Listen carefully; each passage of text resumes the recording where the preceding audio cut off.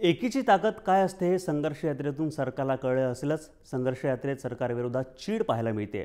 शेतकऱ्यांना सोबत घेऊन सरकारवर दबाव टाकण्याचा आमचा प्रयत्न आहे. त्यातूनच शेतकऱ्यांना खरा न्याय मिळेल असं काँग्रेस नेते नितेश राणे यांनी म्हटलेलं आहे. त्यांच्याशी संवाद साधलाय प्रतिनिधी रामनाथ दवणे यांनी.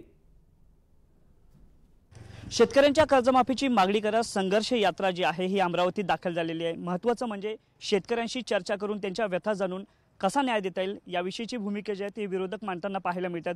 आपल्यासोबत काँग्रेसचे आमदार नितेश राणे जे आहेत, काय सांगाल ज्या पद्धतीनं ठिकठिकाणी सभा घेतल्या जातात, शेतकऱ्यांची ज्या पद्धतीनं व्यथा ज्या जाणून घेतल्या जातात, काय नेमक्या खरंच शेतकऱ्यांच्या ज्या व्यथा आहेत, समस्या आहेत, काय आढळत आहेत? असं आहे की जेव्हा एक शेतकरी आत्महत्येला प्रवृत्त होतो म्हणजे त्याची मानसिकतेचं एक टोकाचं प्रदर्शन आपल्या सगळ्यांनाच नजरेसमोर येतं.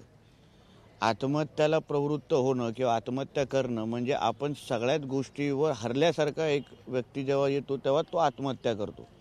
आज ह्या राज्य सरकारवर शेतकऱ्याचा जनसामान्याचा विश्वास उठलेला आहे.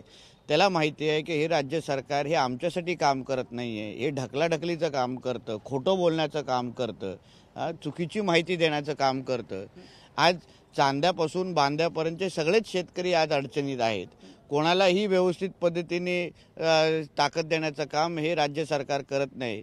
शेतकऱ्याचं हित महत्त्वाचं आहे, मात्र एकीचं बळ जे आहे, एकीचं बळ काय असतं हे सरकारला आता कळलेलं आहे आणि त्या दृष्टीनं जर पावलं उचलली तर येत्या काळामध्ये शेतकऱ्याला न्याय देणं देखील तितकं सोपं जाऊ शकतं, अशी भूमिका जी आहे हे नितेश राणे मांडताना पाहायला मिळतात.